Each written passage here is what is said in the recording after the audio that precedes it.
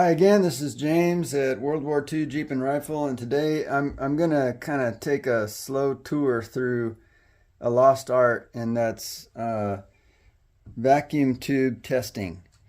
And if you're thinking about getting into radio restoration, especially for World War II radios or vintage radios prior to semiconductors, a lot of the modern electronics that we're familiar with today were accomplished through use of vacuum tube technology.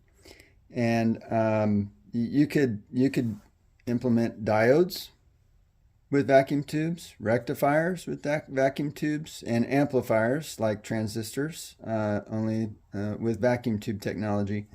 And lots of electronics, including the World War II radios, were made possible with circuits designed with vacuum tubes. If you're interested in getting into that, I cannot recommend a book any more than the Radio Amateur's Handbook from the 60s.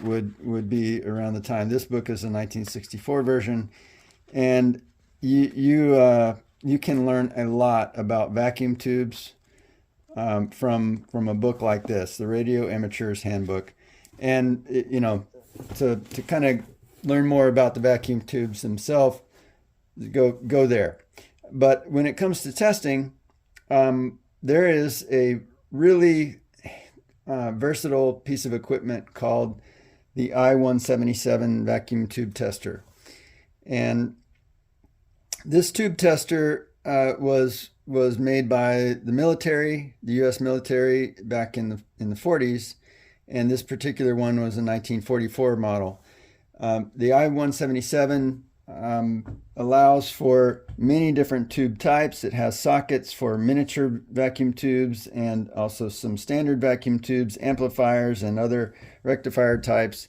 It will allow you to do testing of shorts between pins on the tubes and configure the test so that the specific tube that you are trying to determine if it's good or bad can be configured with the settings and knobs on this tester prior to executing the test to determine if it's meeting the pass-fail criteria. There are lots of lookup tables and in particular, a technical manual is going to come in very, very handy for understanding how to set this up to test the tube in question. And this technical manual is TEM 2627. And it gives a complete set of instructions on how to conduct a tube test. So what I want to do in this, and I know this is going to be kind of a long one, but I want to walk you through and demonstrate some actual testing of tubes. And I'll go ahead and get that started now. So before you turn on the tube tester and plug your vacuum tube in for testing, the first thing to do is to set the tester up into what's called a safety position. Safety position, it tells you where to set all of the switches and knobs so that you don't accidentally plug something in that's got very high voltage connected to a pin onto a vacuum tube that you don't want to destroy. You plug it in and blow it up or something else. So power is off for the safety position. The shorts tube test, I'll show you the knobs in a minute, is on test 1. The line adjustment is in extreme counterclockwise. The A switch is on 1, the B switch is on 1, the filament switch is off. The micro Mohs switch is set to the 15,000 scale, and the left and right potentiometers are set at 80. So that's the table that we're looking at here. All right, so that's the first thing that I've done, and I guess I can zoom out here and show you that the safety position has been correctly dialed in according to the manual. So Now I'm going the next thing to do is to identify the tube that you're going to test. And the first one we're going to do is a diode. This is a diode, and the markings are really important. If your vacuum tube has, paint peeling and all that stuff, maybe from overheating or whatever, it is probably dead. If you can't read the markings on it, it's going to be hard to know what to do next, unless you've pulled it out of a socket in a radio that is designated for a specific type of vacuum tube. Then you can deduce its type. This is a 6H6. That's the commercial vacuum tube number. It also has I believe this is a military marking, or part number is equivalent or substitute as a VT90. So 6H6. And so to start, we need to find in the tube test data sheet the 6H6, and it's right here. I'll zoom in on that. We'll take a closer look, and then I'll kind of walk you through what we're going to do next. So 6H6 is the vacuum tube. It's in socket E. So in this smorgasbord of sockets, we're going to plug our tube into socket E. It's got selector A is set to 7, selector B is set to 5, and the filament voltage is 6.3 volts. Potentiometer on the left is 50, and the potentiometer on the right is 0. And to test this tube, you push the diode button. This tells you how to test this specific tube. And each tube type has a corresponding set of values that you use to configure the tester. So let's go ahead and do that.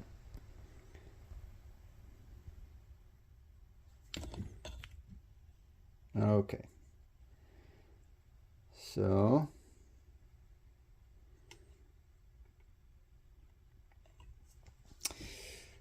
like I just said, this is a socket E tube, and we'll go ahead and set selector switch A to a 7 and selector switch B to a 2. And what this does is it provides permutations of how to connect the wires on each of these sockets to the different voltage sources and voltage measurement circuits in this tester. This just configures all those different combinations. So now that we've done that with A and B, 6H6 requires a 6.3 volt filament, and so I'll dial that in. We're at 6.3 volts for the filament, and I'll put the micromose scale on scale 3000, which is the default for testing any of the tubes, unless it tells you otherwise, or is a special type of tube that requires a different scale. You can set that micromose scale to the appropriate scale. 6H6 requires 50 ohms, or whatever units that is, for the potentiometer, and on the left and on the right it is 0. So got that dialed in. Okay, so before we do the ultimate test of this diode, I'm going to go ahead and turn it on, and you'll notice that the tube test position here is in shorts test 1. There are 5 positions for testing shorts among the various shorts, between this pin and that pin, or that pin and this pin, and this pin and the other pin.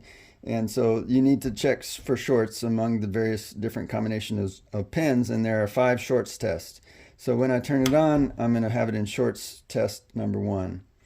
It's also a good idea to let tubes, when you're testing them, power up for a little while, and that way they're warmed up and going to give an accurate reading. The other thing you need to do after powering on is make sure you adjust the line. That is, you're calibrating the input voltage for the tester.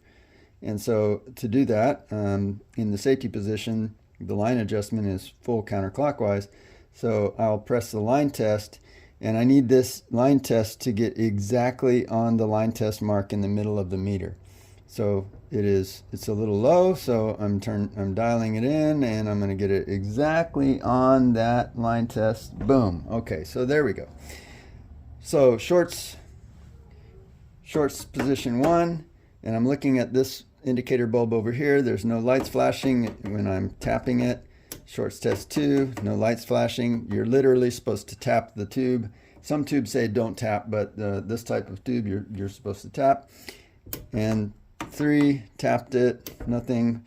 You can see it flicker it when I went from position 3 to position 4, but that flicker is okay as the switch moves around, but it should not flicker or stay on while it's in the position or being tapped.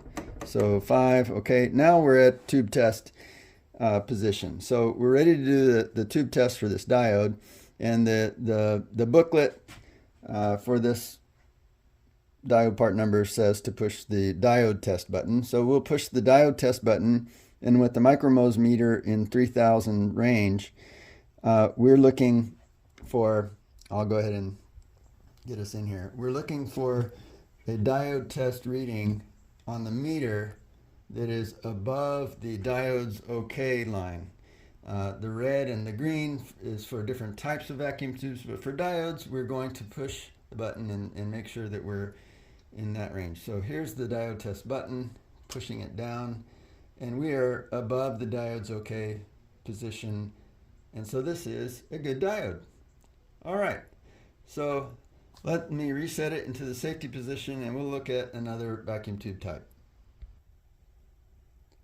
Okay, so this is another diode, and this is a miniature tube, the tricky part of testing this tube is figuring out what type of tube it is. It's got some printing on it, some ink printing, but none of these are tube types. These are probably date codes or lot numbers during manufacturing. It's a Raytheon tube, but I have to look very, very carefully, and I don't know if this is going to show up on the camera or not, but the glass has a very faint number. Yeah, you can almost see that. I can see it with my eyes, but that very faint marking is the tube type. It's a 3A4 diode, okay? And 3A4, I've already turned to the page, is right here. And this tells me it's a socket type H for this tester. And there's a missing pin on the bottom side of the tube, so that I know that missing pin, helps me to register it into the socket. Socket H, selector A at 11, selector B at 2, the filament at 1.1 volts, and the potentiometers both at 0. One thing to note is that this says expect to see a diode short on 3, 4, and 5. So we will not be alarmed when this shorts light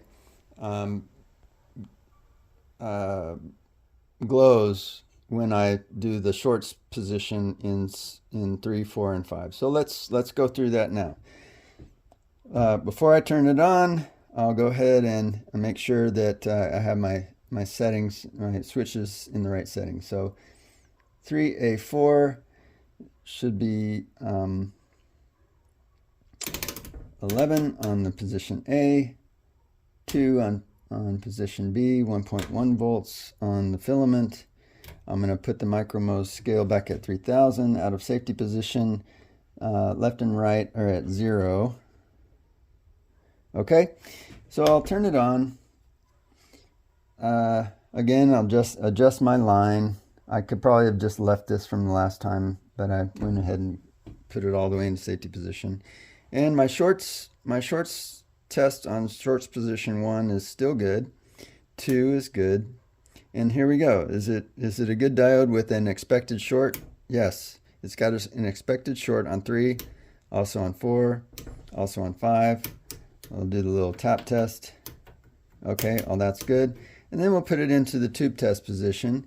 And just like last time, I'm going to push the diode test button, and we expect to see the meter move into the good range for diodes. So this looks like it's moved well into the diode's okay range. So another good vacuum tube.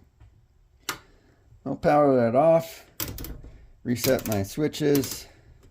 I'll leave the line adjustment where it is, turn the filament off, and go ahead and move on to the next tube. So what are we going to do next? All right, let's see. This one is a VT195. All right, a little trickier. VT195 also has lots of other numbers on it. You know, it's not obvious what number is what unless you've been doing a bunch of these. But this is a 1005 commercial name, and a VT195 is the military name. So let's see if we can find part of this book dedicated to testing of this type. All right, so we can confirm, although this is already written on the vacuum tube itself, the VT195 has a cross-reference as a 1005. Okay, so cross-reference, whether you use paper book or the internet, you need to look that up. But for this tester, it's going to be very specific, looking for the settings for a 1005 commercial vacuum tube.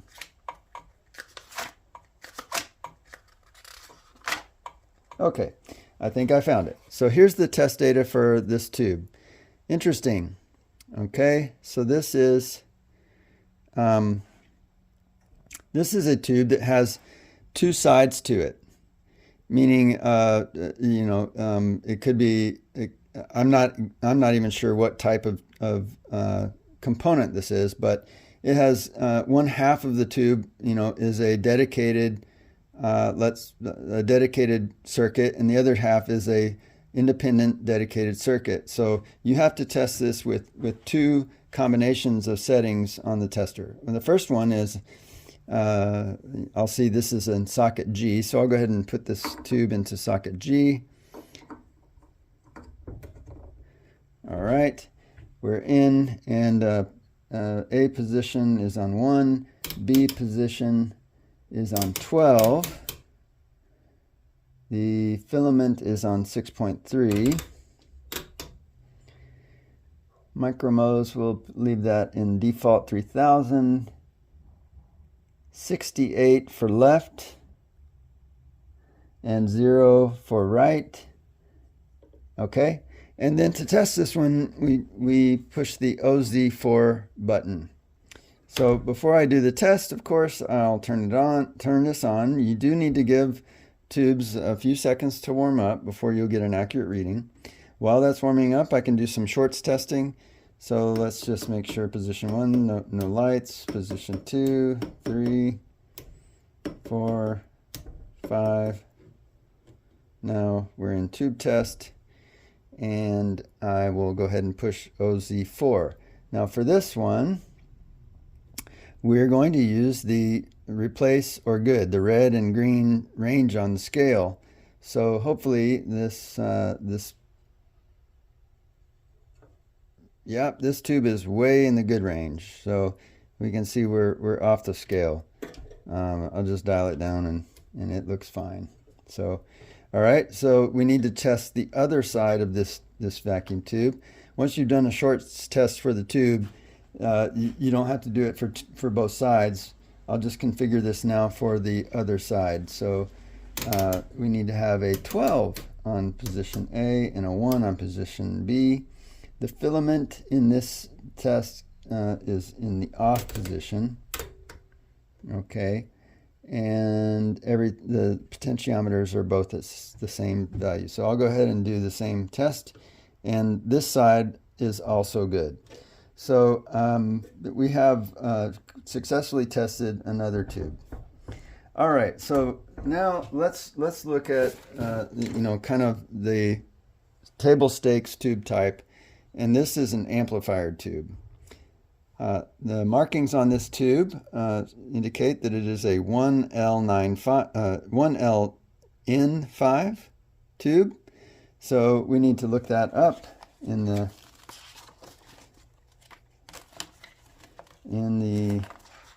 test data. 1LN5. So here is 1LN5. Okay. 1LN5 is a F-type socket. I'll go ahead and put this back on shorts test 1. Turn the system off. 1LN5, position 6. And 2, I believe. Yes, 1.5 volts for the filament. 28 on the left side potentiometer and 9, interesting values, on the right side potentiometer. And this indicates that the mutual conductance, or the micromhos, the mutual conductance needs to read 750 or greater. And so to read that, we have the meter on a 3000 micromho scale. I'll go ahead and put this tube into the F socket, turn the system on. Do need to let it warm up, and I will take it through its courses on the shorts test. Everything looking okay here. No. But 1LN5 says it should have a short on test 4 and test 5. So we're okay. The light came on, and I had forgotten to check that notation in the test data, and we're okay with shorts on those two shorts test modes. So now with the amplifier tube in the tube test position, 1LN5, the button to press is the amplifier button. And you have to be very careful about which buttons you're pushing from test to test, because if you put a rectifier tube into a socket and push the amplifier test, you'll do bad things. So I know this is an amplifier. This tells me to use the amplifier test button, and I'm going to do that and make sure that on our scale we see higher than 750. Let's get in here. All right, so here's the button, and on that scale we are way higher than 750. So, all right, this is a good amplifier tube. That's some of the basics. The last thing that I can show you is sometimes it is useful to be able to do another type of test with these testers on tubes, and that's a gas test. The gas test helps to determine whether a tube contains too much gas. And you do that first by doing a shorts test, which we've already done, and then we're going to set it into a gas test mode by putting the left side potentiometer at the GM position, and we're going to with the micromhos meter on the 3000 range, we're going to push the gas number 1 button.